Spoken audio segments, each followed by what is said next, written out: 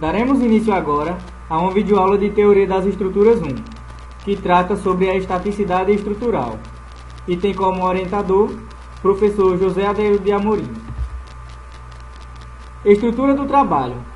Iniciaremos com uma breve introdução, posteriormente falando sobre estaticidade externa e interna, classificaremos em hipostática, hiperestática e isostática, e para finalizar, responderemos a pergunta: há alguma atenção especial que deve ser tomada ao classificar uma estrutura como isostática ou hiperestática? Estaticidade estrutural. Toda obra humana necessita efetivamente de uma estrutura. Estrutura essa que deve resistir a cargas permanentes, como por exemplo o peso da estrutura, e cargas acidentais, como por exemplo a ação do vento. Quando a estrutura é submetida a forças, ela deve transmitir essa força por meio dos vínculos até uma base de apoio, a fundação. Para o melhor estudo do nosso conteúdo, devemos levar em conta conceitos de estabilidade. A estabilidade das estruturas é dividida em estáveis e instáveis. Como podemos ver nessa configuração, essa esfera está instável porque qualquer perturbação que nela houver, ela vai voltar à sua configuração original. Já nas estruturas instáveis, observamos que qualquer perturbação que houver na bolinha, ela não vai mais voltar à sua configuração original. Estaticidade. Como sabemos, a estrutura é uma parte do corpo que deve suportar os esforços nele aplicados. Assim, poderemos classificar os esforços que atuam em estrutura como esforços externos e esforços internos. Os externos são basicamente o que estudamos em mecânica dos sólidos 1, como por exemplo as forças de ação e reação. E os esforços internos são as consequências dos esforços externos, ou seja, eles visam analisar a capacidade de um determinado material suportar ou não os esforços externos que nele foram aplicados. Assim, iniciaremos um estudo da estaticidade externa e estaticidade interna. Na estaticidade externa, é basicamente uma garantia de que o corpo não entrar em movimento de translação nem em rotação, ou seja, a força resultante em x, em y e em z vai ser igual a zero. Se a força é zero e esse corpo tem massa, então esse corpo não está acelerado. E o momento em x, em y e em z, ambos vão ser iguais a zero, ou seja, não haverá rotação. Estaticidade interna. A estaticidade interna é uma análise na parte interior da estrutura, ou seja, ela analisa os esforços normais que estão no sentido da viga, os esforços cortantes que estão perpendiculares à viga e os momentos que tendem a girar essa viga.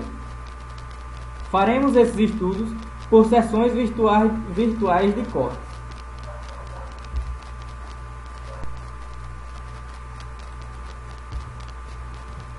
Agora, iniciaremos a classificação. Vamos para a hipostática.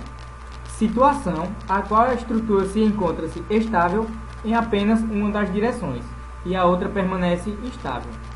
É bom ressaltar que esse tipo de classificação resulta em um problema com duas ou mais reações. Aqui temos um problema de duas reações e observamos que ele se encontra estável no sentido vertical. Já no horizontal, ele se encontra estável, porque qualquer força que atuar aqui, esse sistema vai perder a configuração. Aqui temos um sistema de 4 reações. Como podemos ver, 4 apoios que impedem o movimento na vertical. Já na horizontal, ele vai permitir o movimento, ou seja, qualquer força que agir aqui de maneira axial à viga vai produzir um movimento. Vamos agora para a situação isostática. Isostática possui um número de reações estritamente necessárias para manter a estrutura em equilíbrio. Aqui, como observamos, possuímos 3 forças e, como vimos anteriormente, são 3 as equações para o equilíbrio: somatório das forças verticais, somatório das forças horizontais e somatório dos momentos. Aqui nós temos o tipo que as reações, o número de reações é maior do que o número de equações. Como podemos ver, temos 4 forças e pelas equações do equilíbrio só podemos encontrar o valor de 3. Para esse tipo de problema, utilizaremos uma rótula. É importante lembrar que essa rótula a escolha dessa rótula tem que ser escolhida de maneira criteriosa, porque a partir dela o problema pode ser dividido em 2 partes: uma parte esquerda e uma parte direita. Assim, podemos encontrar nossas forças de reações. Hiperestática: as estruturas cujo número de reações é superior ao necessário para manter o equilíbrio. Para a resolução desses problemas, é feita uma escolha criteriosa para a retirada de apoios, de maneira que a estrutura permaneça em equilíbrio, tornando-se assim uma estrutura estável. Aqui, como podemos ver, temos 4 forças.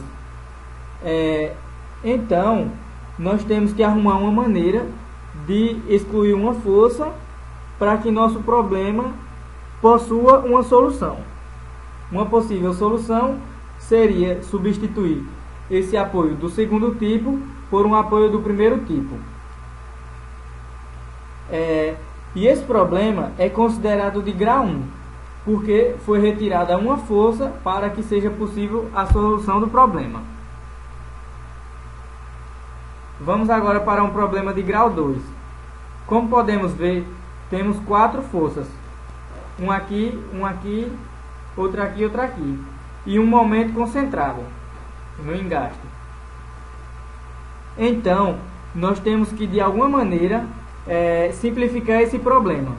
Uma possível solução seria a substituição de algum dos apoios. Ele é um problema de grau 2, porque para possibilitar a resolução do problema, teríamos que eliminar 2 forças.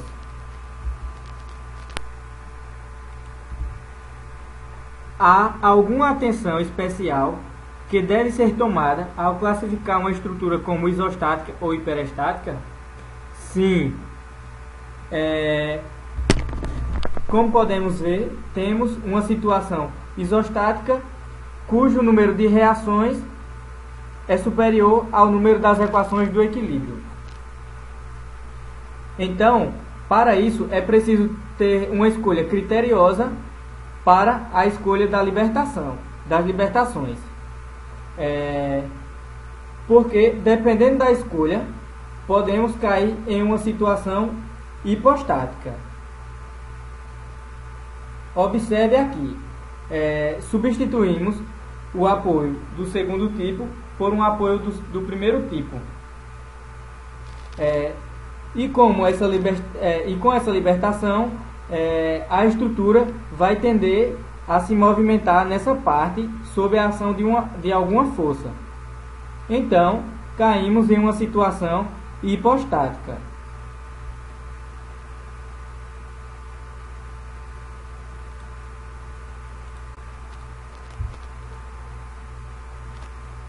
Para a classificação de uma situação hiperestática, também é preciso tomar cuidado, porque, dependendo da eliminação criteriosa do apoio, podemos cair em uma situação hipostática, como veremos a seguir.